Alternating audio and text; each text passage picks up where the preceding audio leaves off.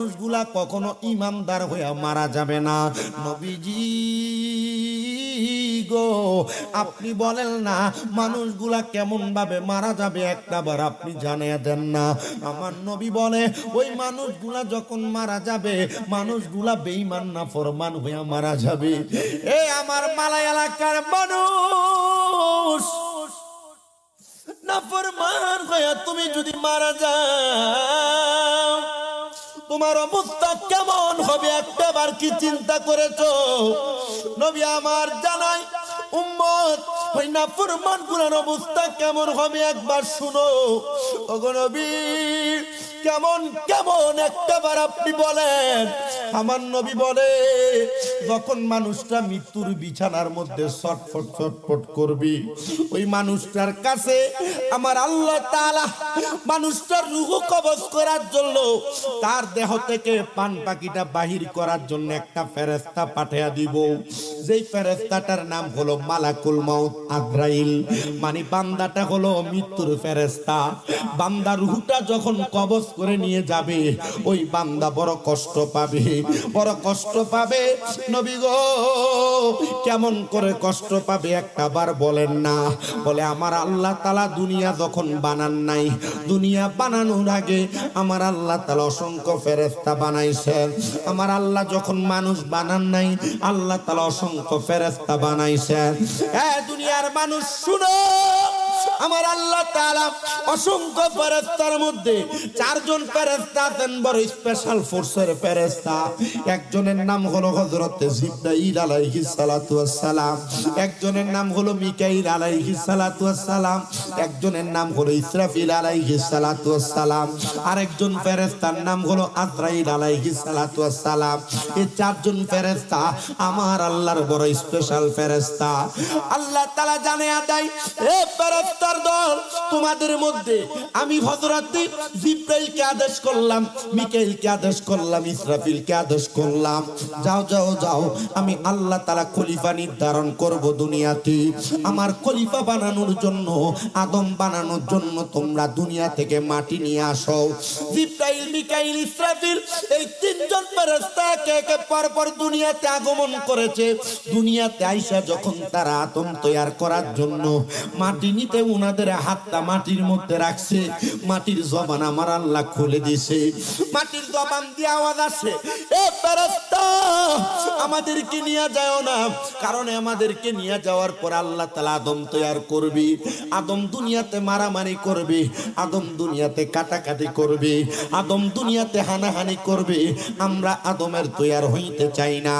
আমার আল্লাহ তাআলার ওই ফেরেশতাগুলা মাটির মায়া কান্না দেইখা চলে গেছেন।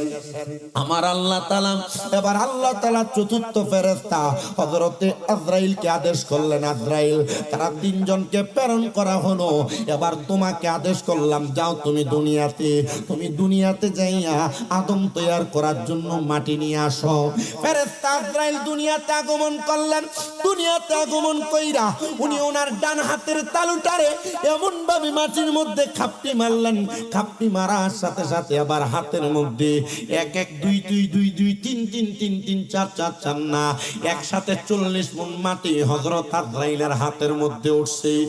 ওই মাটি ডাক দিয়া বলে, এ ফেরেশতা নিস্না রে নিস্না, কারণ আমার আল্লাহ আমি মাটির দিয়ে আদম বানাইবো। আমরা আদম হইতে চাই না, কারণ আদম দুনিয়াতে মারামারি কাটাকাটিতে ব্যস্ত থাকবে, ভাইয়ে ভাইয়ে জমিনিয়া দ্বন্দ্ব থাকবে, ভাই চাচা ভাতিজা জমিনিয়া দ্বন্দ্ব থাকবে। এই দ্বন্দ্বতে যে একজন আর একজনের মাথা ফাটাইবো, আঘাত করব, গর্দান ফেলে দিবে, হাত কাটবে, পাও কাটবে, না রে না, আমরা যাইতে চাই না। তখন আজরাইল ফেরেশতা ডাক দিয়া বলছে, ও মাটি, তুমি যেই খোদার সৃষ্টি, আমি ফেরেশতা সেই খোদার সৃষ্টি। আমার খোদা বলছে তোমাকে নেওয়ার জন্য, আমি আমার খোদার আদেশ পালন করি, তুমি যাইয়া তোমার খোদার আদেশ পালন করবা। এবার ওই আজরাইল কোনো কথা না শুই না মাটিটারে নিয়ে গেছেন আমার আল্লাহর নামকানে। আমার আল্লাহ তাআলা খুশি হইয়া আজরাইল ফেরেশতার নাম রাখলেন মালাকুল মাউত, মানে হলো মৃত্যুর ফেরেশতা। মৃত্যুর ফেরেশতা নাম রাখার পরে আমার আল্লাহ তাআলা ওই মাটি দিয়ে আদম তৈয়ার করলেন। আল্লাহ যখন ছিলেন একা, তার নাহি ছিল কোন সখা। তখন আল্লাহ প্রকাশ হইতে চায়। আল্লাহ যখন ছিলেন একা, কোন না ছিল নাহি কোন সখা, তখন আল্লাহ প্রকাশ হইতে চায়। আরে নিজ নূর হইতে খোদা হাবিবের নূর করলেন জোদা।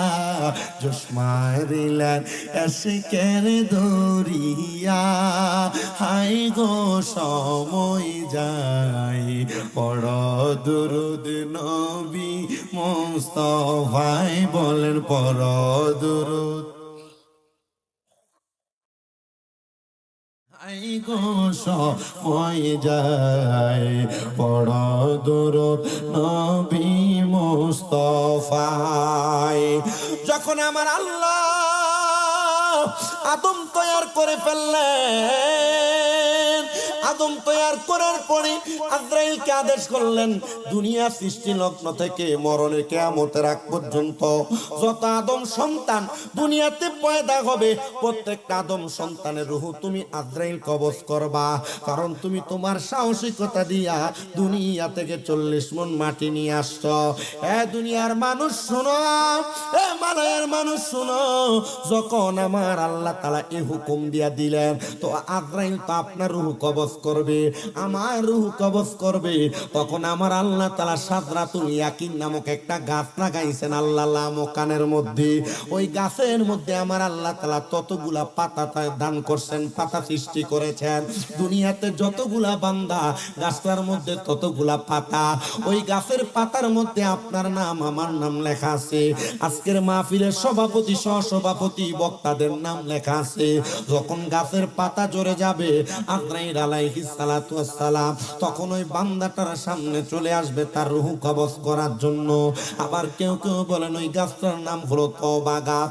আশেক তো সুরে সুরে লিখতেছে, তওবা নামক গাছটি আছে, পাতায় পাতায় লেখা আছে মানুষের হায়াত। ওরে সেই পাতাটা ঝরে গেলে মৃত্যুর নিশান আসবে চলে, সেই পাতাটা ঝরে গেলে মৃত্যুর নিশান আসবে চলে, শেষ হইবে তোমাদের হায়াত।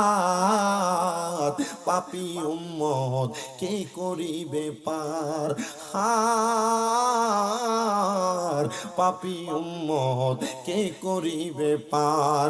কঠিন হাসরের দিনে আখিরি নবীজি বিনে, পাপী উম্মত কে করিবে পার। নবী বলবে আবু বকর তুমি লও দুজকের খবর, উম্মত নি দুজকে যায় আমার।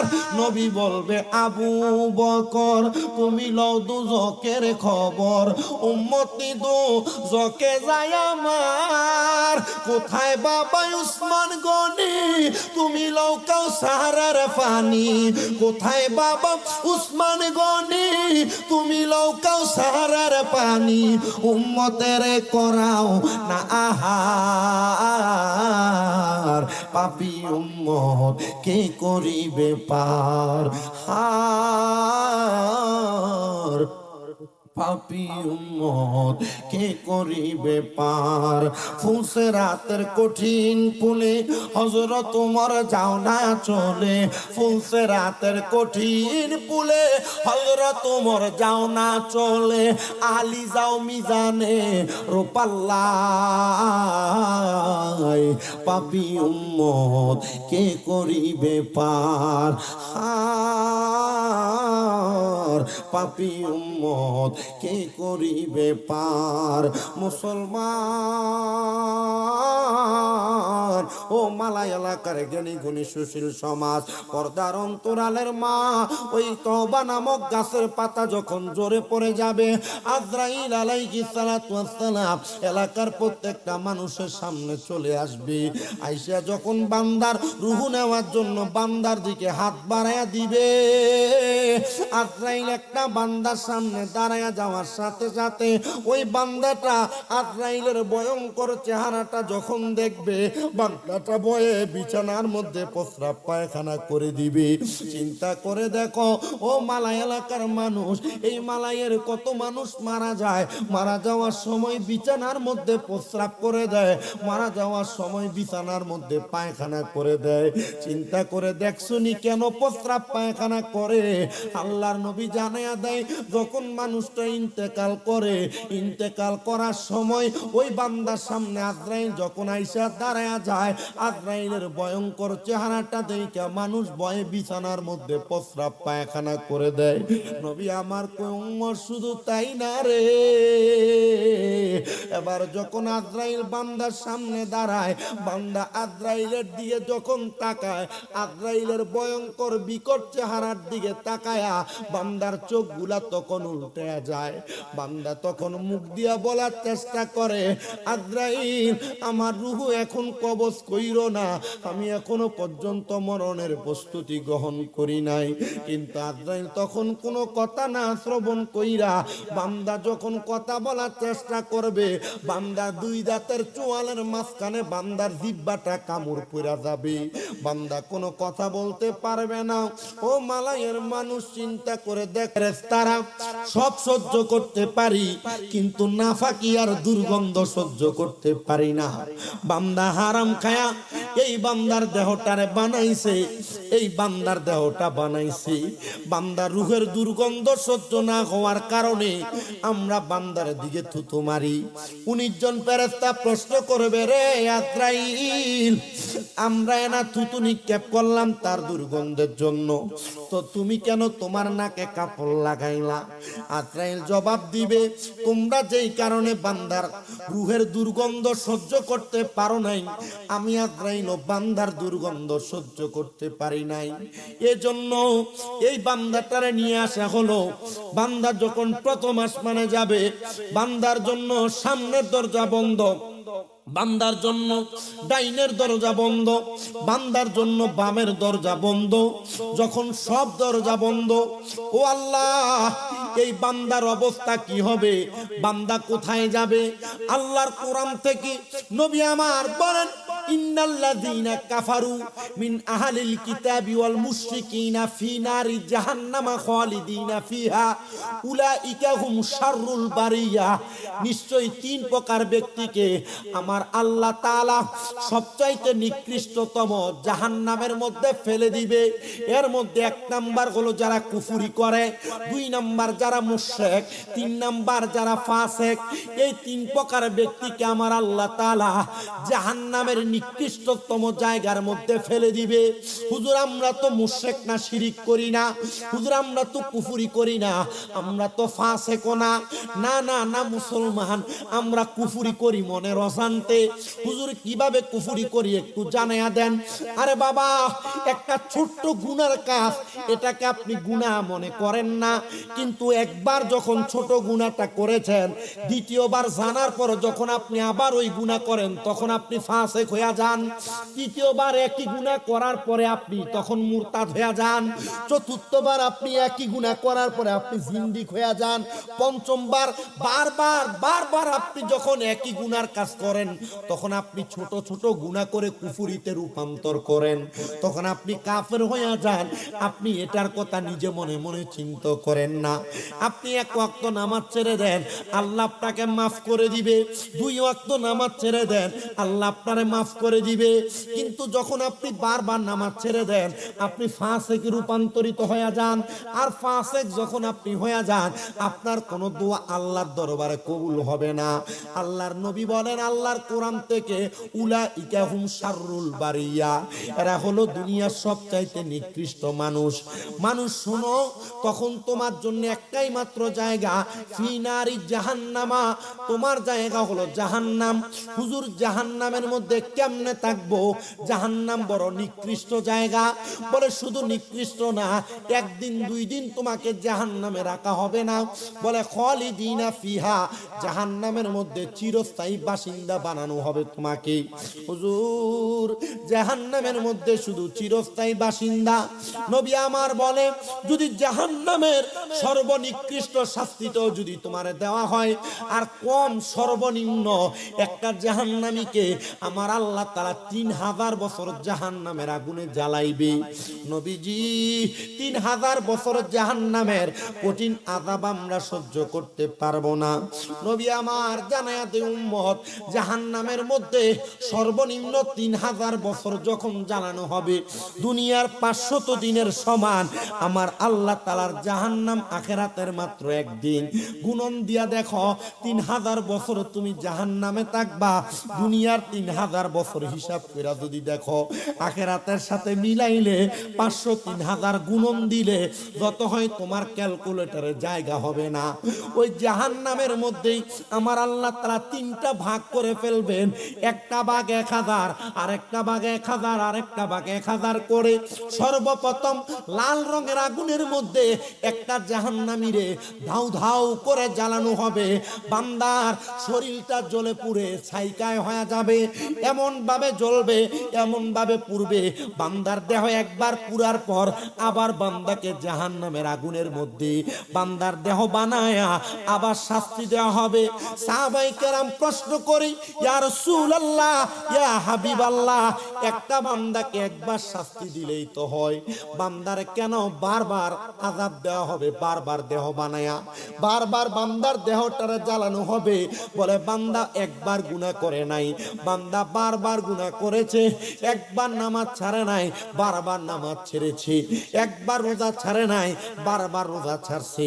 সুদের টাকা ঘুষের টাকা খাইতে খাইতে বান্দার পেট বড় বানাইছে, বড় বিল্ডিং বানাইছে, দামি ঘর বানাইছে, দামি গাড়িতে চড়তেছে। এই বান্দা বারবার গুনাহ করার কারণে বান্দারে একবার দুইবার তিনবার করে বান্দারে 1000 বছর লাল রঙের জাহান্নামের আগুনে জ্বালানো হবে। দেহ তোমার চর্মচর গলে পচে যাবে, শিরায় উপশিরাগুলো ছিন্ন ভিন্ন হবে, মুন্ডু মেরুদণ্ড সবই হবে খণ্ড খণ্ড, মুন্ডু মেরুদণ্ড সবই হবে খণ্ড খণ্ড, পরে রবে মাটি রবিতর। রে মন আমার কেন বান্দো দালান ঘর, একদিন মাটির ভিতরে হবে ঘর। রে মন আমার কেন বান্দো দালান ঘর। প্রাণ পাখি উড়ে যাবে পিঞ্জর ছেড়ে, দরদমে সবই রবে তুমি যাবে চলি। বন্ধু বান্ধব যত মাতা পিতা তারা সুত, বন্ধু বান্ধব যত মাতা পিতা তারা সুত, সকলই হবে তোমার পর। রে মন আমার কেন বান্দ দালান ঘর, একদিন মাটির ভিতরে হবে ঘর। রে মন আমার কেন বান্দ দালান ঘর। আপনারা বলেন, মাটির ভিতরে যে ঘর হবে ওই ঘরটার নাম কি? বিল্ডিং না কবর? আল্লাহ তাআলা ওই কবরের প্রস্তুতি নেওয়ার তৌফিক আমাদেরকে দান করেন, পড়েন আমিন। সবাই মুহাব্বতে জবান খুলে দুরূদ শরীফ পড়েন, আল্লাহুম্মা সাল্লি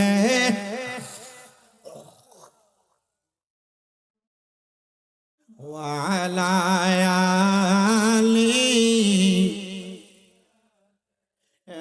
না মুহাম্মদ ওয়া আলা জোরে সাইয়্যিদ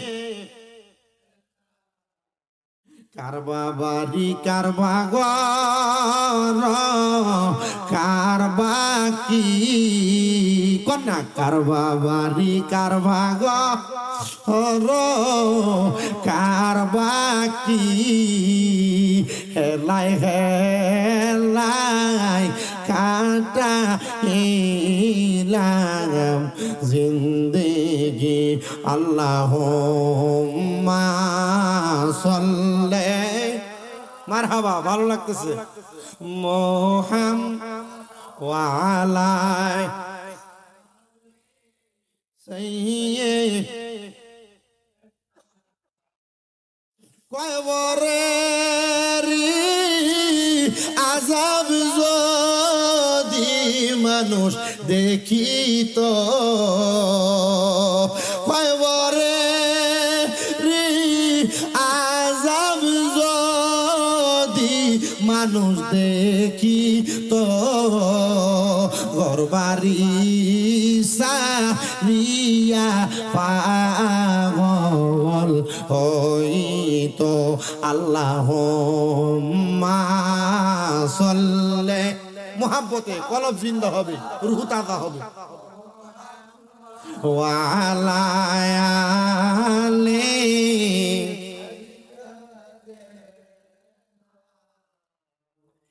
এবার আমি আমার মালাই এলাকার মানুষের কাছে জানতে চাই জাহান্নামের আগুনকে আমার আল্লাহ কয় ভাগে ভাগ করব জবাব দেয় না জোরে কল্লা কয় ভাগে ভাগ করব এ বাবা প্রথম ভাগের আগুন হলো দুনিয়ার আগুনের মতো লাল রঙের আগুনে 1000 বছর জ্বালাইবো ওই আগুনে বান্দার দেহরে জ্বালাইবো আবার বানাইবো আবার জ্বালাইবো সাহাবায়ে কেরাম কয় নবী গো এরপর 2 নাম্বার জাহান্নামের আগুনে বান্দাটারে কেমনে পুরাইবো কয় জাহান্নামের আগুন তো থাকবো এবার আগুনের রংটারে সাদা দোয়া যোগ কইরা দিব সাদা দোয়া যুক্ত আগুনে আরো 1000 বছর জ্বালাইবো 1000 বছর ওই সাদা দোয়া যুক্ত আগুনে জ্বালায়া বান্দাটারে আরো 1000 বছর এবার আগুনের রঙের সাথে কালা দোয়া যোগ কইরা দিব ওই কালো রঙের দোয়া যুক্ত আগুনের মধ্যে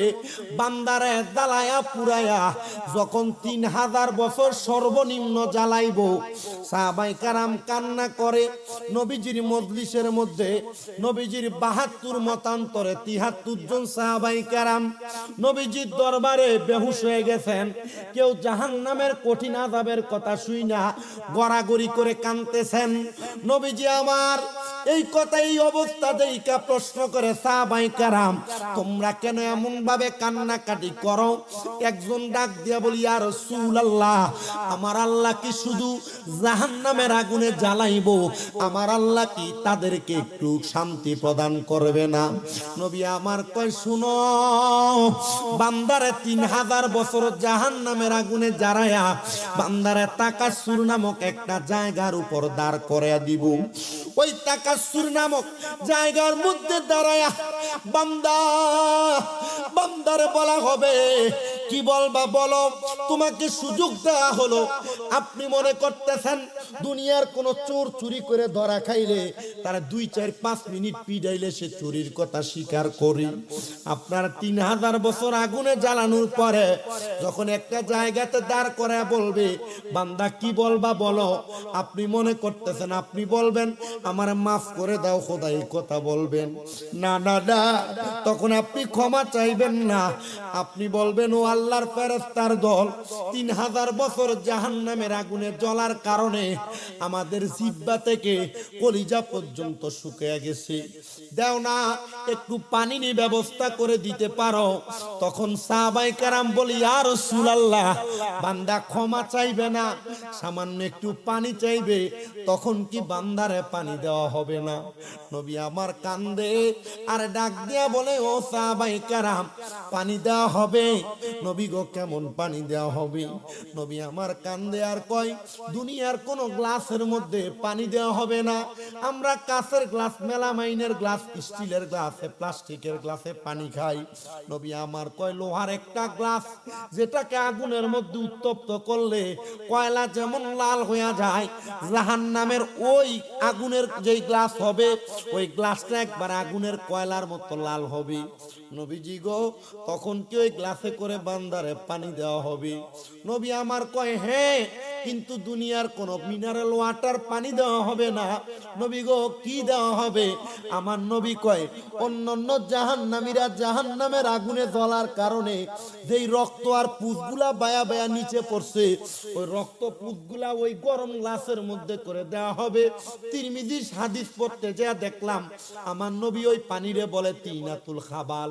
ওই তিনাতুল খাবাল রক্ত পুতগুলা দেওয়া হবে, বান্দা পান করো। নবীজি ওই পানি কি তারা পান করবে? বলে টকবক টকবক করে ফুটবে। বান্দা পিপাসা থাকার কারণে ওই রক্ত পুতগুলা বান্দার জিহ্বাতে ঢেলে দিবে। বান্দার জিহ্বা গলে যাবে, পেটের নাড়ি বুড়ি গুলা গলে যাবে। এ মালা এলাকার মধ্যে বহু মানুষ আছে টাকা দিয়া টাকা বাড়ায়, সুদের ব্যবসা করে। চিন্তা করে দেখো, কবরে যাওয়ার পর হারাম খাওয়ার কারণে তোমার ওই তিনাতুল খাবাল দিবে পান করার জন্য, পান করবা। আমি সুদ খাইতে নিষেধ করি না, যদি তুমি কবরে যাওয়ার পর তিনাতুল খাবাল নামক রক্ত পুষগুলা খায়া হজম করতে পারো, তুমি সুদ খাও, আমার কোনো অসুবিধা নাই। তবে সাবধান, সতর্ক, সুদ যেই ব্যক্তি খায় ওই ব্যক্তির চেহারা সকালবেলা কুকুর পর্যন্ত দেখতে চায় না। আমার নবী কই উম্মত শোনো শোনো, আমি নবী যখন মেরাজে গিয়েছি, মেরাজে যাওয়ার পর 3 প্রকার মানুষ দেখেছি। এর মধ্যে এক প্রকার মানুষ হলো যাদের পেটগুলা কাল বুয়ুতিন, একটা ঘরের মতো। আমি তাকে দেখলাম ওই ব্যক্তিগুলার কেউ না, ওই ব্যক্তিগুলা হলো এলাকার হারামখোর সুদখোরেরা। মুসলমান ইমানদার শোনো, শুধু নবী আমার এই কথা বলে থেমে যান নাই। নবী আমার বলে আমি তাকে দেখলাম এদের পেটের মধ্যে হলুদ রঙের 2 শিংওয়ালা সাপ তাদের কলিজার মধ্যে কামড় দিতেছে। কিন্তু আমাদের সমাজে তো পচা, আমাদের সমাজে তো নিকৃষ্ট। যেই ব্যক্তি হারাম খায়, যেই ব্যক্তি সুদ খায়, এটারে ধরে নিয়া মসজিদের সভাপতি বানায়। কথা কয় না ঠিক কিনা? আমাদের সমাজে তো পোষা, যেটা সুদ খায়, যেটা ঘুষ খায়, যেটা পরের হক খায়, এটারে ধরে নিয়ে মসজিদের সেক্রেটারি বানায়। আমাদের সমাজে তো পোষার পোষা, যেটা 10 টাকার এক কাপ চায়ের কাছে বিচার বেচ চালায়, এটারে নিয়ে এলাকা সর্দার মাতবর বানায়। যেটা 500 টাকার কাছে বিচার বেচছে উচিতটারে বেসিক বানায়, এটারে নিয়ে এলাকার সর্দার বানায়। আপনারা বলেন এমন সিটার বাটফার সর্দার সমাজের মধ্যে আছে না নাই? আপনারা বলেন এরকম হারামখোর হারাম টাকা দিয়া বড় বিল্ডিং বানাইছে এমন বাটফার আছে না নাই? আপনারা বলেন সুদের টাকা ঘুষের টাকা দিয়া বড় বড় মাছ আর ফেডির খারি খাইয়া ফেটটারে বড় বানাইছে এমন হারামখোর সমাজে আছে না না? ওরে কি হবে আলেম সেজে সমাজেতে, যদি না হক কথা উচ্চ সুরে না বলিতে। কি হবে আলেম সেজে সমাজেতে, যদি না হক কথা উচ্চ সুরে না বলিতে। চাকরির ভয় করহ যদি ছেড়ে দাও ইমামতি, চাকরির ভয় করহ যদি ছেড়ে দাও ইমামতি। কি হবে আল্লাহকে ধোঁকা দিয়ে, কি হবে আল্লাহকে ধোঁকা দিয়ে, কি হবে বেঁচে থেকে অযথা বিদ্যা শিখে, যদি না গড়তে পারো শোষণবিহীন সমাজটাকে। আপনারা বলেন এমন হারামখোর সুদখোর ঘুষখোর মালা এলাকায় আছে না না? শুধু আছে বললে চলবে না। সোনার বাংলাদেশের এমন কোন গ্রাম নাই যেই গ্রামের ভিতরে নিম্নমানের একটা সুদখোর নাই। নিম্নমানের না থাক, মধ্যবিত্ত মানের সুদখোর আছে। মধ্যবিত্ত মানের না থাক, উচ্চবিত্ত মানের সুদখোর আছে। আরে বাবা রে, এলাকাতে মানুষ সুদখোর সুদখোর বইলা খেপায়। আগে তো কোন রকম বেড়া মানুষ সুদ খাইতো, এখন আবার বাড়ি বাড়ি বেরিয়েতে সুদের ব্যবসা করে। আপনারা কোন এমন বেরিয়ে সুদ সমাজে আছে না নাই? এবির কাছে যায় যদি জিজ্ঞেস করে চাচি দেখেন না 10,000 টাকা দেওয়া যায়নি, বেডিকে আমার কাছে নাই, আমার বইনে দিছিল তাই এডি দিয়া চল্লা ফিরা খায়। তুমি যদি 10,000 নাও, মাসে 1,000 করে লাভ দেওয়া লাগবো। আপনারা কোন বইনের নাম দিয়া সুদের টাকা লাগে এমন বেরিয়ে তো সমাজে। আস্তে কইছি কথা কোন এমন সুদখোর আছে না নাই? এ বাবা আমার বেড়া বেড়িও সুদ খায় না। এলাকাতে এখন আরেকটা ন্যাশনাল সুদখোর বাইর হয়ে গেছে, এলাকাতে মানুষ সুদখোর বলবো। এই কথা চিন্তা কইরা এলাকাতে সুদে টাকা লাগায় না, জায়গা জমি বেচা 10-20 লাখ টাকা ব্যাংকের ভিতরে এককালীন 10 বছরের লাগা রাখিয়া দেয়, এটার নাম দিছে এফডিআর। বছরে বছরে তুইলা খায়। এবারে যদি জিগায় কাকা কোনো কাম কাজ করেন না, চা দোকানে শুধু বয়া বয়া চাই খান, চলেন কেন? আল্লাহ সালা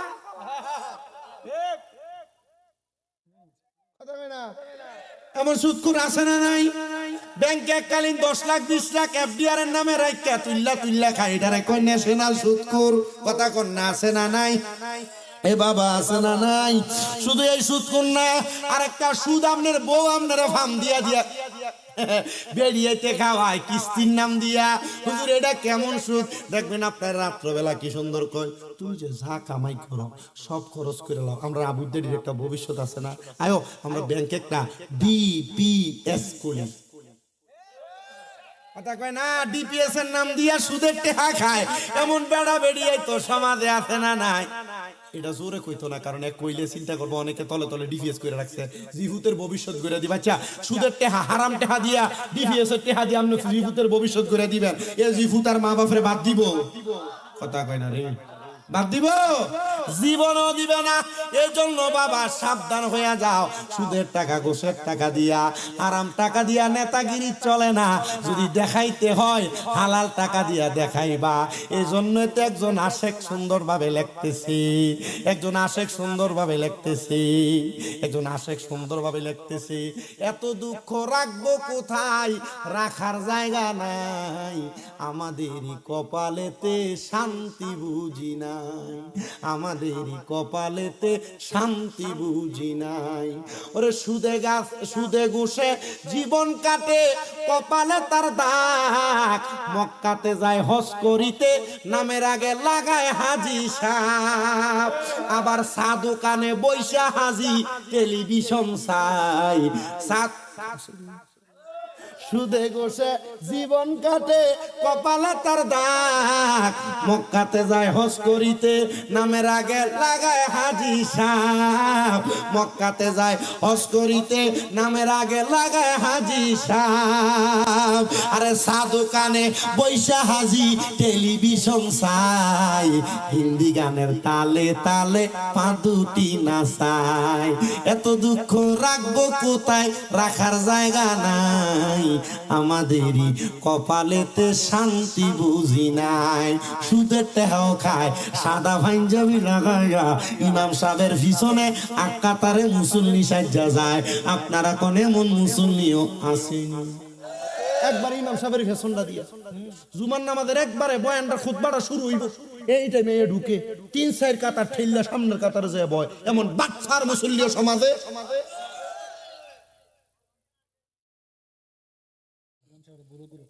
হ্যাঁ, ইমাম সাহেবের ভুল ধরে। আমার প্রিয় মুসলমানেরা শোনো,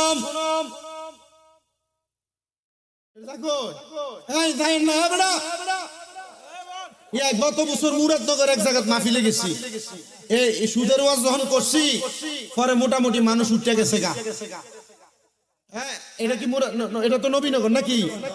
শোনেন কথা কই, আপনার কইলে বুঝবেন। আপনার কি ওয়াজ বুঝতেছেন? আচ্ছা, মরণটা যে কইছিলাম এটা কি ভালো মরণ না খারাপ মরণ? খুব খারাপ। হ্যাঁ,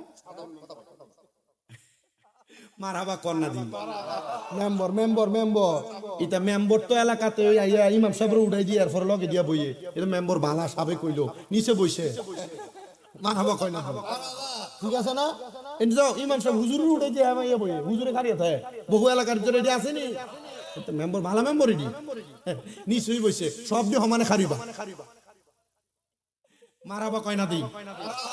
আমারে ইয়া মাইকটা একটু দেরিতে দিয়ে লাগছে, আমার কইছে 9টার পরে মাইকটা দিব। ফোন যখন গতকালকে জিগেছিল না জানি কয়দিন আগে জিগানে, এখন আজকে দিয়ে লাগছে মোটামুটি প্রায় এই 10টা 48। কি 11টার পরে? আপনি কি আমার সময় আরো বাড়াই লিতেছেন?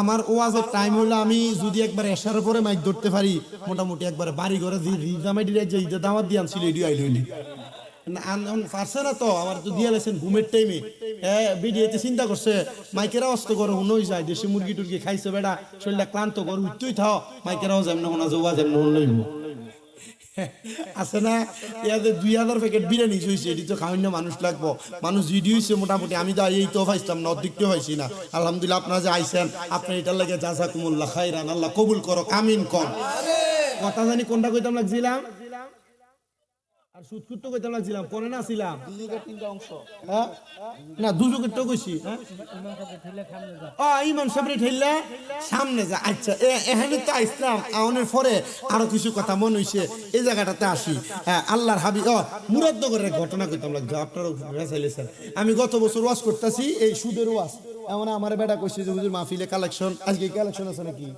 না দেখ ভাই বাচ্চা গেছি গাতাইলে হুজুর কালেকশন আছে আপনি কালেকশন করা লাগবে তো আমারে স্টেজে উঠার সময় বেড়া খুশি হুজুর ইয়া সুদ ঘুষের ওয়াজটা একটু কম করলো আমার যেটা মানা করে আমার আবার ঘাট তেরা দেখিয়া আমি এই ওয়াজটা একটু বেশি করে করি এবার আমার এটা কনে আমি চিন্তা করলাম সুদের ওয়াজ করতাম না কোরআনে যেটা হারাম কইছে এবার আমার এটা করতাম মানা করে না এটা এখন করে না আমার লাগে ওয়াজিব হয়ে গেছে এখন আমি সুদের ওয়াজন ধরছি আস্তে আস্তে আস্তে আস্তে করে দেখি যে ডাইন দিয়ে একজন বাম দিয়ে একজন পিছন দিয়ে একজন সামনে দিয়ে একজন ফরদালগি দিয়ে একজন একজন করে উঠতে যাইতেছে গা এরা যে যাইতেছে গা এখন আমি কারণটা কি কারণ উঠতেজন গেছে গা কালেকশন তো করতে মানুষ যে গেতেছে কালেকশন না করলে ফামুকো কালেকশন শুরু করছি টেহা উঠছে কম আমি নাইমা কইলাম যে ভাই সাহেব মুরাদনগর এলাকার মানুষের মন যে বালা নবীনগরের পশ্চিম সাইড হোমনা তিতাস বানসারামপুর বহু মাহফিলের ভিতরে 13-14 লাখ টাকা ওঠে আপনার এলাকার ভিতরে কালেকশন করতে যাই লাগতাম 2,86,000 টাকা উঠছে ভাই আপনার এলাকার মানুষ কি কিপটা নাকি না হুজুর ইয়া যারা দেউন না আমরা ওয়াজ মনে সুবিধা হইছে না এরা উঠতে গেছে এমন এটা যখন কইছে আমি কই আহারে এই যে হাদিয়াটা মনে তাইল মতো দিত না রে এরপরে বেটার ফোলাটা কাব্বা কো ভালো মানুষ তো সবতে উঠতে বইয়াছিল হুজুর যে সুদূর ওয়াজটা করছে ওই যে অমুক মুতালেব কা উঠতে গেছে গা অমুক কা উঠতে গেছে গা আমি কারে ওয়াজ দিয়ে না বসে আপনি যদি এখন উঠতে জান গা পরে মানছি না আপনার মনে করে সুদ করবে না আপনি তো ভালো মানুষ গাড়িতে রাখছেন মনে কষ্ট নিয়েন না আল্লাহ কবুল করো আমিন কর আচ্ছা আচ্ছা আপনার এলাকায় এমন সুদ করে আমাদের এলাকায় বহুত আছে সুদও খায় নমাজও পড়ে আসেনি সুদও খায় ঘুষও খায় আবার পরের হক মাইরে খায় এমন আছে না নামাজ পড়ে আবার খেতে আইলে কাটতে কাটতে এটার হাতের বান বানাইলেছে এমন মুখার আছে না আমরা এলাকার এক সুদ করে কথা শুনেন মোটামুটি কম হইলেও আছে আছে আচ্ছা ঠিক আছে ইয়া জাহান নামে যাওয়ার লেগে বেশি মানুষ লাগে না এলাকার 2-1টা হুন্ডা সেগনা থাকলে সব দিনে টাইনে লই যাবে কথা কয় না ঠিক কি না আর দূরে কয় না ঠিক কি না মালাইয়ের বাজারের ভিতরে মানুষ দেশি মুরগা ব্যস্ত আনে এটার দাম হইলো 300 এখন আপনি দেও কইলেন 300 সুদ করে হেড তো আলগাটে আছে এতে কয় আমি 500 টাকা বাদ দিয়া ইতার লাগে দেশি জিনিস কিন্ন আছে না নাই আমরা এলাকার এক সুদখোরের কথা কই শোনেন এই এবারে সুদে টাকা লাগায় এই বছরে 1,30,000 বছরে এক বেটা ঠিক কে তাতে 5 লাখ টাকা লইছে এর সুদের টাকা বাড়তে বাড়তে 5 বছর না কয় বছরে এর টাকা হইছে 12.5 লাখ কয় লাখ পুঁজি কত বাড়ছে কত 7.5 লাখ এখন টেহাজে বাড়ছে এখন এক কইতাছে যে আমি আমার মনে হয় কোন আর কোন ইয়া নাই মানে আমি আমার এই বাপের না বিজারা বেসন লাগবে হ্যাঁ আমার আব্বারে ধরছিল পরে আমারে ধরছে আমারে কইতাছে কাকা ইয়া তুমি যদি পারো আমারে করা টেহা দিয়ে আমারে উদ্ধার করো আমার বাড়িটা তুমি রাখিয়া দাও ইয়া আমি আমার সুদের টেহাটা এই বাড়তে বাড়তে এটা 12.5 লাখ কইছে 12 লাখ কইছে আমি টেহাটা দিতাম একটু কষ্ট কইরা আমি ঠিক আছে আমি দিয়া দেবো তুই আমার বাড়িটা দিয়ে অসুবিধা নাই কিন্তু এখন এই টেহা দি তার বানি ঠিক মতো কহ ফারমু কত টেহা লইছ 5 লাখ লইছি এটা 12.5 লাখ কইছে কত 5 লাখ লইছি 12.5 লাখ কইছে আমি কইলাম তো আচ্ছা ঠিক আছে দিয়া দিও তো আমার এখন আপাতত 1 লাখ টাকা দাও ইস্টাম লইয়া তার 1 লাখ টাকা দিছি এখন পরে এই 12 লাখ টাকা দেও না লাগা আমার কাছে এক সপ্তাহ পরে তার এক বাইরে লই আইছে এখন আয়া আমার জিগাইতেছে কাকা একটা কষ্ট রে বাবা টাকা তো দিবা বাড়িও বেচমু খেতে ফাতরে দিয়ে টাকা দিয়ে অর্ধেক টাকা দিয়া বাড়ি 30 লাখ অর্ধেক টাকা দিয়ে খেতে যদি 2 ঘন্টা টাকা লইয়া বাড়িটা করে থাকতারি চলবো কিন্তু আব্বা একটা কষ্টের কথা কইতাম তোর কাছে আমি কইলাম কিতা কথা ও বাবা সুদ খোর হয় এত বড় সুদ সুদখোর হয় এটা তো বুঝি না আব্বা। আমি কি তো সুদখোরের ভিতরে আবার বড় সুদ আসেনি, সুদ সুদ এটা হারাম হারামি কথা কই না ঠিক কি না? এত বড়টা খাইলেও সুদ, এক টাকা খাইলেও সুদ। আমি কইলাম ঘটনাটা কি তা কসাই? এ আমার কইতাছে কাকা আমার সুদের টাকাটা তো 5 লাখ 12 লাখ হয়ে গেছে গা। আমি তারে যাই কইলাম বাইরে আসলে আমি তো আমার জায়গাটা বেচা তোর টাকাটা দিমু, ইয়া তুই উপরে 2.5 লাখ টাকা কম নে 10 লাখ টাকা দি, তুই একটু কষ্ট করে মাইনা জায়গা। কাকা তে আমার জবাব দিছে আমি যদি তোর থেকে 2 লাখ টাকা কম নেই কবরে গেলে কি আল্লাহ সুদের টাকা খাওয়ানোর কারণে একটা বাড়ি আমার কমাই দিব? জানে এর তো বাইরে এর লাগে কম খায় না বেশি করে খা কথা কয় না ঠিক কি না? জানে আর কবরে গেলে ফিটাইবো এত বেশি করে খা। ও কাকা এই কথা কই আমার লগে লগে বাইরে হলো, তার পকেটের ভিতরে 7 লাখ টাকা টুফি আসর আদানটা দিছে। কই ঠিক আছে যা যা যা ইয়া টাকা ফুরাটা লই আইস, এই টুপিটা বাইর করে দিয়া মাথাত লাগে এমন সুদে ঢুকে গেছে। উমারে এটা সুদ খায় আসেনি কথা কইয়েন। হ্যাঁ বিরিয়াত তোমরা যারা তোমাদের জামাই টাকা ইনকাম খাও, জামাই কামাই করে 15,000 টাকা, তুই বেটি ঈদের মার্কেট করবার লাগে তুই কস যে তোরা দিত 20,000 টাকা মাতে না তো বেটা, বেটা কামাই করে 15,000 টাকা, বেটি নি দিয়ে 10,000 টাকা, বেটির এক থ্রি পিসের দামে 8,000 টাকা কথা কই না? আম্মা তুমি একবার জিগাইলা না যে কোন টেহাটা দিয়ে তোমার টেহা দিল? কারণ বেড়া তখন হালাল টেহা দিয়ে বেটি টেহা দিতারে না, তখন বেড়া বা সুদে টেহা লাগা, ঘুষে টেহা লাগা, মানুষের টেহা চুরি করে, সরকারি চাকরি করলে ঘুষ খা কথা কই না তো ঠিক কি না? এ মা হারাম টেহাডি খায়া হারাম টেহা দিয়া যে মুরকার রান খাইতাছ, শুধু শুকরের গোস্ত হারাম না, সুদের টেহার ঘুষের টেহা দিয়া গরুর গোস্ত খাইলি এটাও হারাম, সুদের টেহার গরুর সুদের টেহার ঘুষের টেহা দিয়া খাসির গোস্ত খাইলি এটাও হারাম কথা কয় না ঠিক কি না? সাবধান সতর্ক, এটা থেকে সাবধান হয়ে যাক। মা স্বামীর কথা মাইনো শুইনো, এক কাপড় একবার দিলে এক তরকারি দিলে খাইও, খাইয়া মাইনা নিও। আর এখনকার যুগের বিডিয়াত এমন ঘাট তেরা, জামাই যদি কয় একটা এ কয় 3টা কথা বলেন আসি কিনা? আল্লাহর নবী কই ওই প্রকার মহিলা থেকে সাবধান যে মহিলার নাম হইল হান্নানা। নবী ওইটাকে কয় যেই মহিলা স্বামীর আদেশ মানে না এটারে বলে হান্নানা। এ বিডিরে কয় যে তুমি ঘরের বাইরে যাইও না, এ বিডি জামাইরে ঘুমে রাখতে সকাল 10টার ভিতরে নবীনগর বাজার করে চলি কথা কই আসি কিনা? এ বিডি প্রত্যেক বৃহস্পতিবারে ওই যে কি হাতার মুড় হইছে একটা চটফড়ি ফুচকা টুচকা বেছে নতুন রুট হইছে যে রাধিকার রাস্তাটা না, এবিডি প্রত্যেক সপ্তাহ বিশুদ্ধবারে এখানে না গেলে শুক্রবারে না গেলে এবিডির ফেটের ভাত জমই না কথা কয় না দি। আল্লাহর নবী কয় একটা মহিলা তার স্বামীর আদেশ ছাড়া বাবার বাড়িতেও যাইতে পারবে না।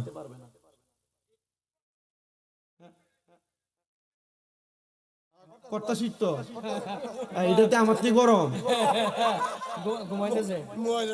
আপনি বয়স 12 ভোল্টের আপনি দেখাইতেছেন 28 ভোল্ট মারাবা কয় না তো? হ্যাঁ অসুবিধা হইতেছে সামনে না সমস্যা হইতেছে, বেরিয়ে যদি আজকে যাবে না না করতেছে ধর্ম তো বাদ গেলে ঈদের দিন জায়গা দিত না বাড়ির ভিতরে। আমার যে দাওয়াত দিছে রুবেল ভাই না একু আমি কেন ওয়াজ শেষ করে আবার বাইজন লাগবো না না আমার আর বাইত নিল যে দূর আমার আড়াই আনছুন যে মাছের একটা অক্টোবর একটা খাড়ি দিছে দেখা অনেক ফেটকা পড়ছো কিন্তু এটা আইতে আইতে তো জমে গেছে না ও আর খাইতাম না আমি আমি বাদ যেতাম না আমার বউ বাচ্চা না কয়টা বাজে দেখছি 12:30 বাজে জায়গা দিত না তো। আপনার কি কষ্ট হইতেছে? ওয়াজ কি চলবো? স্বামীর অবাধ্য এমন বিড়িয়েতে আসেনি এই বেটা খুব দুইটা বলে আমার তো জানে খুলে তুইব পুরা 1 মাস তারাবি ফরাইছি, একটা মাস গেল তারাবি ফরাইছি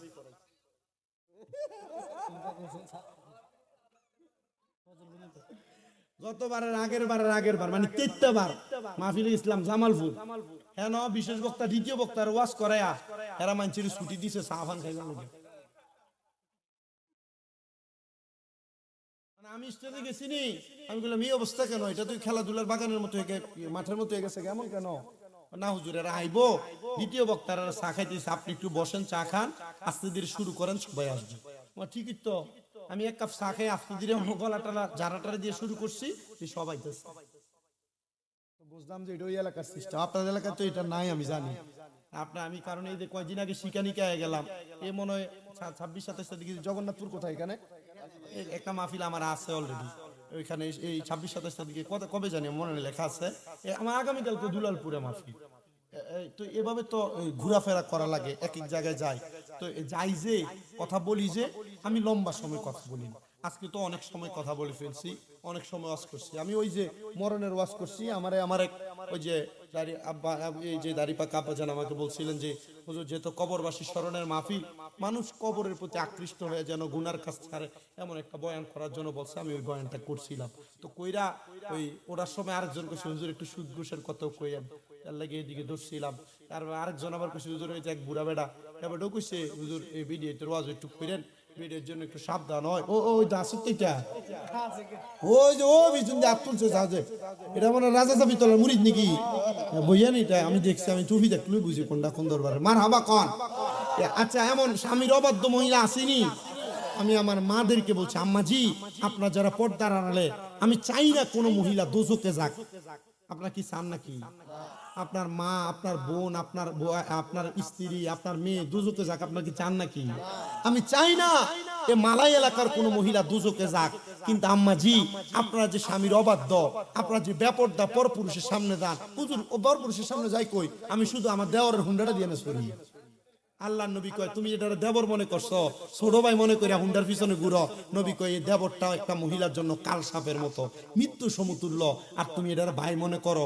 হারাম হারাম হারাম। কোন দেবরের সামনে কোন মহিলা যাইতে পারে না। আর তুমি বেড়াইতে সামনে যাও, চেহারা দেখো। বাঙ্গরা বাজারে গেলে তোমার সব দোকানদার চিনে, ভাবিয়ে দিকে কথা বলেন না।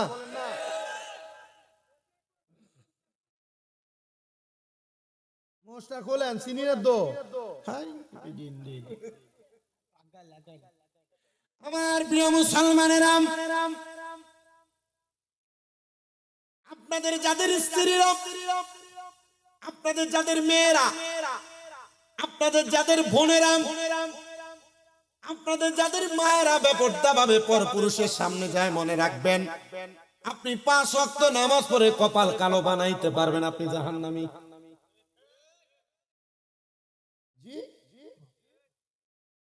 বলে হুজুর কেন একটু জানতে চাই। কোন বাবা একটা সন্তান কন্যা জন্ম দেওয়ার পর যদি ওই বাবা তার মেয়েটারে পর্দা না করায়, তাহলে ওই মেয়েটা বেপর্দা হওয়ার কারণে মেয়েটা জাহান্নামে যাবে। মেয়েটা একা জাহান্নামে যাবে না। মেয়েটা বলবে আল্লাহ আমার বাবার দায়িত্ব ছিল, আমার বাবা আমারে পর্দা করানো, কিন্তু করায় নাই। তখন ওই মেয়েটা তার বাবাকে সাথে নিয়ে দোজখে যাবে।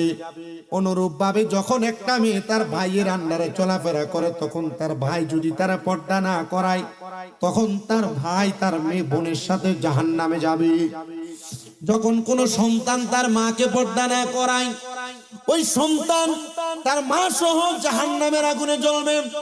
আমি আমার আম্মা জানকে একদিনই বলে দিয়েছিলাম, একজন বৃদ্ধ ফকির আমাদের ঘরের সামনে আসার পর যখন ভিক্ষা দেয়, আমি বলছি না না না, বাবার মতো হলেও বৃদ্ধ ফকিরের সামনেও যাওয়া যাবে না, এটা আপনার জন্য গায়রে মাহরাম। বাবা মনে কইরা বহু পুরুষ মানুষেরা মহিলাদের মাথায় হাত বুলিয়ে দেয়, জিনা বাপ মনে করে তোমার বাপের মতো কি গো, হাত বুলিয়ে দেয়। আছে হারাম মিয়া। মুসলমানেরা শোনো, এরপরে যদি কোন স্বামী তাদের স্ত্রীকে পর্দা না করায়, ওই স্বামী তার স্ত্রীর সঙ্গে দুজকের আগুনে জ্বলবে। কিন্তু আমাদের স্বামীরা যারা আমরা আছি, আমরা বড় বেশে ভাই, যদি আমরা আমাদের স্ত্রীদেরকে অবাধ ভাবে চলতে ফিরতে না দেই, মুখ ছেড়ে দিয়ে চলতে না দেই, পাতলা শাড়ি কাপড় পরে চলতে না দেই, পাতলা জামা কাপড় পরে চলতে না দেই, তাহলে ওই মহিলা ঘরে সিন ক্রিয়েট করে অশান্তি তৈরি করে। হুজুর আমরা বড় বেশা ভাই, আমরা সংসার টিকে রাখার জন্য আমরা আমাদের স্ত্রীদেরকে অসংখ্য ছাড় দেই। না না না, এমন ছাড় দেওয়া যাবে না। যদি তোমার স্ত্রী তোমার আদেশ মান্য না করে, নবী আমার বলেন স্ত্রীদেরকে তোমরা শাসন করবা। হুজুর কেমন শাসন করব? নবী আমার বলেন 1 নাম্বার শাসন, তোমার স্ত্রী তোমার কথা না শুনলে এক নম্বরে তুমি তার বিছানা আলাদা করে দাও, মানে তার সাথে শোয়া বন্ধ করে দাও। আরে হনের বেডিয়ে তেমন বেহায়ার বেহায়া, নিজের বেটা যদি না শোয় এবেডি ডাইরেক্ট বেটারে থ্রেট দেয়, তুই বেটা না হইলে কি হইব, আমি বেডি তুড়ি মারলেই 2-3 বেটা দাঁড়ায়া যায়। আপনারা বলেন এমন ব্যাপারটা বেহায়া মহিলাও সমাজে আছে না? না, বেটি জামাই বিদেশ থাকে, এলাকার ফোলাফাইন সব বিয়ে বেটি দিছিল।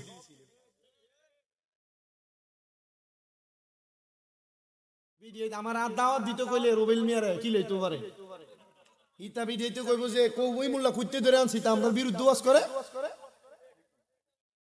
কি দিছে। আপনার দাওয়াত না দিলে নবীনগর আমার মাহফিলের অভাব আছে। আমার শুধু 2027 সাল আইসিনি, 27 সাল এখনো আইছে না, 27 সাল আমার নবীনগরে মাহফিল 13টা রাখা আছে, মানে আগামী বছর ধরতো না। ইতা বেরিয়ে তা উল্টা আলো দোয়ার লেগে যা মারাবা কই না দো। আমার আমি হিসাব করছি যে রমজান মাসে নবীনগর মানে ব্রাহ্মণবাড়িয়ার বহুত মহিলা আমার ভক্ত যদি আছে, এটি মনে আমার হাদিয়া হারাইছে না 56,000 না 57,000 টাকা। টেহার অভাব হইব, মূল লইলে মোল্লার মতো হইলে এমনি টেহা যা করে, ঠিক কি না? তো মা বোনেরা সাবধান, সতর্ক হয়ে যান। আমরা পুরুষরা আবদ্ধ হয়ে গেছে আপনাদের মায়ার জালে। এই জন্য আপনি আমাদের মায়া নিয়ে খেলাধুলা করবেন, ইমোশন নিয়ে খেলাধুলা করবেন, সতর্ক। নবী আমার বলে তোমরা বিচার করবা, 1 নাম্বার তাদের বিছানা আলাদা করে দিবা, 2 নাম্বার যদি তারা তোমাদের আদেশ অমান্য করে তোমরা তাদেরকে প্রহার করবা, একটু একটু করে আঘাত করবা, তবে সাবধান তাদের মুখের মধ্যে আঘাত করবা না। মারার সিস্টেমও নবী শিখিয়ে দিয়েছেন বিচার করার। বলে হুজুর এটাও মানে না, তার পারিবারিক ভাবে বোঝাও। হুজুর পারিবারিক ভাবে বোঝাইলো, মেয়ে আবার আসার পর বিচারের পরে আবার ঘাটতেরা হয়ে যায়। বলে তাহলে তুমি ওই মেয়েকে 1 তালাক দিয়ে ঝুলিয়ে রাখো। 1 তালাক দিয়ে বিধি ভাগ্যে যে বিঘা যা ফেললে 1 তালাক দিয়ে ঝুলিয়ে রাখবো। ডাইরেক্ট মনে 1 তালাক 2 তালাক 3 তালাক কইলে তালাক হয়ে যাবো গা নামিয়া, তালাকের তো সময়সীমা আছে। এরপর আরেকটা তালাক দিবা, যদি এরপরও না ঠিক হয় এরপরে পারিবারিক ভাবে বসে 3 তালাকের মাধ্যমে সমাধান করবা। যা যা চিনি কথা কই না। আর বিডিয়া স্বামী তালাক দিয়ে দিলে মনে করছো যে জীবনটা খুব সুন্দর, তুমি চাইলে অন্য পুরুষের কাছে যাইতে পারবা। জিনা তালাকপ্রাপ্ত মহিলা যারা, স্বামী মরা মহিলা যারা, এদেরকে অন্য বাহিরের পুরুষরা ব্যবহার করতে চায়, বিয়া বইয়া বউ বানাইতে চায়, কথা কন না। আর তুমি জামাইয়ের বাদ ছাইরা দিয়া বাপের বাড়িতে যাইয়া দেখবা, বাপের বাড়িতে যাওয়ানোর পর বাইয়ের বউ 1 দিন 2 দিন 3 দিন 4 দিন, এরপরে তোমার আর বাড়া কইরা খাওয়াই না, কথা কন না। চাকরি করে খাওয়ান লাগবো, ঢাকা শহরে যাইবা গা কাম করে করে খাওয়ান লাগবো। আম্মা জি আমি চাই না তোমাদের ভবিষ্যৎ নষ্ট হোক। আম্মা জি স্বামীর হুকুম মানো, আহকাম মানো, জবানটাকে একটু সতর্ক করো, স্বামীর কথাগুলো শুইনা চলো। স্বামী ধমক দিলে চুপ করে থাকো, দেখবে 1 বার 2 বার ধমক দিবে, 3য় বারে স্বামী তোমার পায়ের কাছেও আসবে। বলে কেন?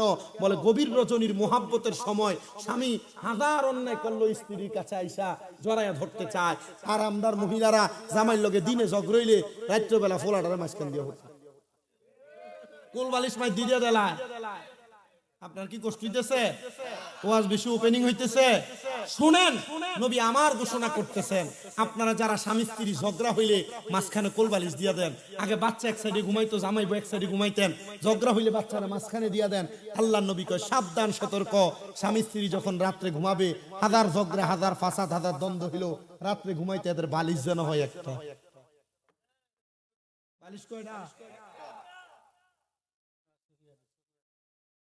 মারহাবা কয় না তো, মারহাবা কইলো গুণ হইব, জোরে মারহাবা কইলে রাত্রে ধরবো। কারণ না এটা খালি তো আমরা বেড়াইতে তো বেরিয়েতে দোষ দিলে হইব, আমরা দোষ নাই। এ পানি একটু আইনা দিতে দেরি হইলে তরকারি লবণ কম হইলে আপনি গুরুম করে ফিট বেড়াই গেছেন। এই কইতেছে ঠিক আছে, এইটা আপনার পক্ষে কইছি যেন আপনারা আমার বিরোধিতা না করেন, তো বুঝেন না হাম দিছে। আপনার স্ত্রীদেরকে গালাগালি করেন না? পুরুষরা গালাগালি করে না? মহিলাদের মা বাবার নাম তুলে গালি দেয় না? আমার ওয়াজ শেষ, আমি শুধু গুছাইতেছি কথাগুলা, আমার যে আবদারগুলা শেষ করতেছি। কারণ এক মাহফিলে তো এতগুলা বিষয় নিয়ে কথা বলা যাবে না। আমার আব্বা কইছিল যে মা বাবার ওয়াজ করতাম, আমার মা বাবার ওয়াজ কম, এক ফলাইতে কইছে হুজুর আপনি আপনার নানার এক ঘটনা কইছিলেন, এই ঘটনা ওয়াজে কইলেন, ইটা কইলে কইছে আমি কিচ্ছা খাইনি। আমি তো একটা ব্যবসা বাদ করে গেছি, আজকে কোন কিচ্ছা কইছি হুজুর, তো সব তো ওয়াজ করতেছি। মারহাবা কর। আপনারা যারা আপনাদের স্ত্রীদেরকে গালি দেন, এই ব্যাপারে একটু সতর্ক করি। এক নাম্বার, গালি দেওয়া ফাসিকি। গালি দেওয়া কি? কোন দোয়া করলে কবুল হবে না, নামাজ পড়লে কবুল হবে না, গালি দিলে ফাসিক হয়ে যাবে। দুই নাম্বার, না না ঠিক আছে সব, আমি একটু দূর থেকে কথা বলতেছি, আর সাউন্ড বালা, আমি আর সাউন্ড দিয়া বহুত মাফিল করছি। আল্লাহর নবী বলেন তোমরা তোমাদের স্ত্রীদের, শেখ সাদী রহমাতুল্লাহ আলাইহি নামক একজন আল্লাহর বড় আবেদ বান্দা, নাম শুনেছেন? যিনি বালাগাল উলা বিকামালিহি, আশাফাত তুজা বিজামালিহি, হাসানাত জামিয়া খিসালিহি, সাল্লু আলাইহি ওয়া আলিহি, এই পঙ্গতি লিখেছেন তিনি আল্লামা শেখ সাদী। মারহাবা বলেন না? এ প্রিয় মুসলমান, আল্লামা শেখ সাদীর একটা ছাত্র ছিল, বুজুর্গ ছাত্র। সে পড়ালেখা করতে পছন্দ করতেন। মাদ্রাসায় পড়ার পাশাপাশি আল্লামা শেখ সাদীর বাড়িতেও বন্দর দিনে পড়তেন। একদিন মাদ্রাসা বন্ধ, আল্লামা শেখ সাদীর বাড়িতে সকালবেলা চলে আসছেন কিতাব নিয়ে, হুজুর কিতাব পড়াইয়া দেন। আল্লামা শেখ সাদী তারে কিতাব পড়াইতেছে। সে কিতাব পড়তে পড়তে যোহরের নামাজের ওয়াক্ত হয়ে গেছে। হুজুর বলে, বাবা যেহেতু যোহরের ওয়াক্ত হয়ে গেছে, আব্বাজি এখন তুমি বাড়িতে যাও না, দেখে আমার বাড়িতে কি রান্না হয়েছে তুমি খাইয়াই যাইবা। ছাত্র খুশি হয়ে গেছে, ছাত্রের বসে দিয়ে আল্লামা শেখ সাদী পেছনে গেছেন দেখার জন্য বুকি রানছি। আল্লামা শেখ সাদী যায় দেখেন ওনার স্ত্রী এক ডেগের মধ্যে চাউল পানি দিয়া ফালায় রাখছেন, আর এক ডেগের মধ্যে তরকারি পানি দিয়া ফালায় রাখছেন, কিন্তু রান্না করেন নাই। আগে তো মাটির পাতিলাতে রান্না হইতো না, ফালায় রাখছেন, রান্না হয় নাই। আল্লামা শেখ সাদী ওনার স্ত্রীকে এক ধমক দিলেন, দুপুর হয়ে গেছে এখনো রান্না হয় নাই, আমি আবার মেহমান দাওয়াত দিলাম। ওই মহিলা আল্লামা শেখ সাদীর ধমক শুই না ডেগের ফাতিলদারে হাতের মধ্যে লইয়া আল্লামা শেখ সাদীর মাথার ভিতরে ঠাস করে বাড়ি মারছে। লাকড়ি আইনা দেন নাই তো রাত বুকি দিয়া, এই কথা বইলা ডেক দিয়া বাড়ি মারছে। আপনারা মনে করছেন মোল্লা মানুষও ঘরে শান্তিতে থাকে? মোল্লার ঘরে আরো অশান্তি, কারণ 30 দিন চাকরি করে আপনি ছুটি দেন, একদিন গেল কাপ শুরু হয়ে যায়, ঠিক না? আপনি যে বেটারে ছুটি দেন না, পরে আপনার বলে এই মোল্লাই বাগে ছুটি দিয়েন মাসে কমপক্ষে 60 দিন বেটারে। আপনারা কি কথা বুঝতেছেন আমি কোন দিকে ইঙ্গিত দিতেছি? হুজুর ঠিক আছে নি কথা? ছুটি দেয় একদিন মাসে, তার মধ্যে সুন্দর ওনার মাথার মধ্যে রাগ কইরাম দেখছি দিয়া বাড়ি মারছে। লাকড়ি আইনা দেও নাই তো রাত বুকি দিয়া, মাটির পাতিলা ডেগের নিচ ভাঙ্গা কাঁচাটা গলার ভিতরে জ্বলছে। আমরা হইলে বউ যদি একটা বাড়ি দিত, আমি 3টা কিস্তাম বউরে। আল্লামা শেখ সাদী আলেম মানুষ, বউ ফিডায় নাই। উনি বলেন ঠিক আছে, যেহেতু তুমি রাগ করে আমার এভাবে মারছই, গলার মধ্যে ডেগের কাঁচাটা আটকে গেছে, ডেগের কাঁচাটা উনি না খুইলা বলে, স্ত্রী গো এখন আমি বাইর হব, হইয়া এলাকার মানুষকে বলবো দেখো আমার স্ত্রী আমারে কত ভালোবাসে, আমার স্ত্রী আমারে মোহাব্বত করে গলার মালাটা পরাইয়া দিছে। বেরি একটা লাভ দিয়ে স্বামীর পায়ে ধরছেন, ডাক দিয়া কয় স্বামী গো আপনি যদি এই কথা এখন মানুষকে বলেন, মানুষ আমারে ধিক্কার দিবে, কারণ বেটি বুঝা লাইছে এটা গলার মালা না, এটা বেটি বেজ্জতি করে। কথা কই না কা? তাহলে বউ আপনার একটা কথা কইলে আপনি ফিরে তার উত্তর দিতে হইব, বিষয় এটা না। আপনি তারা যদি সিম্পল যদি টেকনিকে বুঝাইতেন পারেন, বেটি এমনি আপনার কাছে মায়া ধরে মারছেব। আল্লামা শেখ সাদীর মাথার মধ্যে বাড়ি মারছেন, আর উনি বলে আমি এখন যা বলবো এই এলাকার মানুষ। আমি একটু গোছাইতেছি ঘটনাটা বলে শেষ গোছাইতেছি, এমনি তো 2 ঘন্টা হয়ে গেছে। আল্লামা শেখ সাদী রহমাতুল্লাহ আলাইহি শুধু বলেন, আমি এলাকার মানুষের কাছে যে বিচার দিব, আমার স্ত্রী আমারে বড় মোহাব্বত করে গলার মালা পরাইছে। আল্লামা শেখ সাদীর স্ত্রী সাথে সাথে ওনার পায়ে ধরে ফেলছে। আল্লামা শেখ সাদী আবার যখন ওনার ঘরের থেকে উল্টা পথে গেছে, লাকড়ি আইনা দিয়া উনি যখন ওনার ছাত্রর সামনে গেছে, ছাত্ররা ডাক দিয়া কই, বাবা ভালো মতো পড়ো। ছাত্র কই, হুজুর লাকড়ি আইনা দেন তারপরে পড়বো, কারণ আজকে আপনার ঘরের খানা না খেয়ে আমি যাইতাম না। জোরে জোরে কন্যা মারহাবা। আল্লামা শেখ সাদী কই, বাবা এই পড়াটা পড়ো, আমি লাকড়িটা লই আই। আল্লামা শেখ সাদী জং লাগেছে লাকড়ি আনবার লাগা, গাছ উঠছে, লাকড়ি ভাঙ্গা ভাঙ্গা ফালাইতেছে, আর বাঘ একটা নিচি দিয়ে আল্লামা শেখ সাদীরে খাইবো। গাছের আড়ালে লুকাইছে। আল্লামা শেখ সাদী গাছের উপর থেকে কয়, পাইছি যাক ভালো হইছে, এতক্ষণ কম লাকড়ি ভাঙছি, এখন আরেকজন পাইছি, আরে দিয়া লাকড়ি বোঝাই করে নন যাবে। আমরা তো মোল্লা মানুষ, আরাম সবাই ঘরে ভাত খান লাগে, সুদকুরুর ঘরেও খাই, ঘুষকুরুর ঘরেও খাই, বালা মানুষের ঘরেও খাই। অন খাওয়ানোর কারণে আমরা দো কবুল হয় না। কথা কয় না দি, আপনি কি জান না? আরে এই তো মোহাম্মত, এই এবারে চিন্তা দিব কাপড়ে, এই আব্বা এটা এবারে সুজি দিলাও। এই রসিকতা করছে, আপনি রাগ করেন না, চাই বিড়ি খেলি কি তুইব।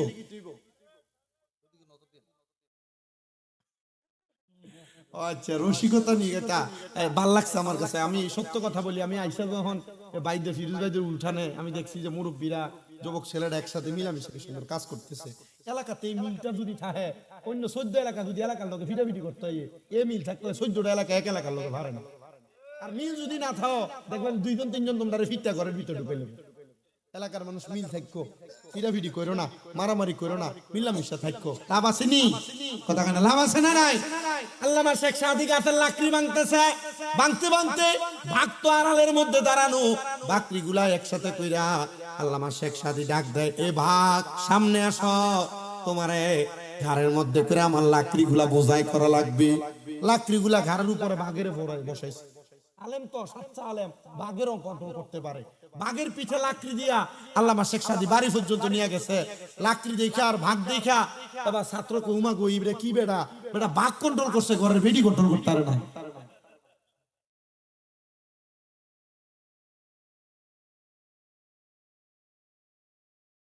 আসলে কঠিন।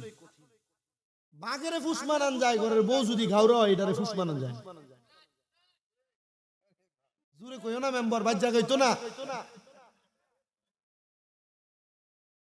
প্রিয় মুসলমানেরা শোনো, অন্তরে কানটা লাগে শোনো।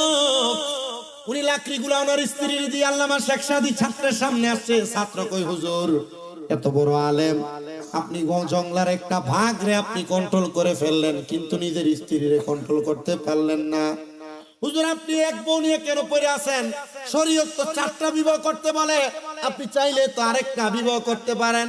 আল্লামা শেখ সাদী জবাব দেয়, 3 শয়তান কন্ট্রোল করতে পারি না, তুমি বলো আরো 2 শয়তানের দায়িত্ব নিতে। উনি একমত ছাত্রকে শিখাইতেছে আর বুদ্ধিও দিতেছে। ছাত্র, হুজুর আপনি এত বড় আলেম, আপনি চাইলে তার বিয়ে করতে পারেন। হুজুর কাবারে 3 শয়তান কন্ট্রোল করতে পারি না, আরো 2 শয়তানের দায়িত্ব নিতে কও। ছাত্র বলে, হুজুর আপনার এই কথার বেদ বুঝলাম না, বেদরা বুঝায় দেন। আল্লামা শেখ সাদী বলে, বাবা আদমকে ধোঁকা দেওয়ার জন্য একটা পুরুষের সঙ্গে একটা করে শয়তান, একটা নারীর সঙ্গে 2টা করে শয়তান আছে ধোঁকা দেওয়ার জন্য। বিরিয়ায় রাগান্বিত হুটহাট হইয়া দেও না, তোমার ধোঁকা দেওয়ার জন্য 2টা শয়তান সব সময় কাজ করে। যদি আমি আরেকটা বিবাহ করি তা আমার সাথে 1 শয়তান, আমার বর্তমান স্ত্রীর সাথে 2 শয়তান, মোট 3 শয়তান। আরেকটা বিবাহ করলে আরো 2 শয়তান যোগ হবে, তা আমি 5 শয়তানকে কেমনে কন্ট্রোল করব? এজন্য আমি আরেকটা বিবাহ করি না। তো 2 বিবাহ করা জায়েজ, তবে ইনসাফ করতে পারলে, কন্ট্রোল করতে পারলে, না পারলে 2 বিবাহ করা জায়েজ নাই। বলে, হুজুর কি বলেন? বলে, হ্যাঁ, এক বউরে বিয়া কইরা ভালো বুড়া খাওয়াইবেন, দামি কাপড় কিনে দিবেন, আরেক বউ অবহেলার মধ্যে পড়ে থাকবে। না না না না, এমন হতে পারে না। পারে নাকি? 2 বিবাহের আদেশ আছে, তবে ইনসাফ করা লাগবে। এত ইনসাফ করেন না, করেন ইনসাফ, ইনসাফ করেন। আমি যেদিকে বিয়ে করছি এটাও 2টাই করছি বিয়া। ইনসাফ করার দরকার আছে না? 2 টাকা 60 টাকা করে ইনসাফ করতে হবে। আর এখনের যুগে যদি কেউ 2টা বিয়ে করে, সমাজের মানুষ কয় হ্যাঁ এবারে কত ভালো, হ্যাঁ 2টা বিয়ে করছে, হ্যাঁ 2 বিয়ে করছে, আর ক্ষমতা আছে, লালন পালন করার সামর্থ্য আছে। আর আমার মা বোন জীবনও মানবেন না, আপনি 2 বিয়ে করা জীবনও মানবে না। কিন্তু কোরআন বলে 2টা বিবাহ করা যায়, যদি স্বামীর সামর্থ্য থাকে সে 2টা বিবাহ করবে।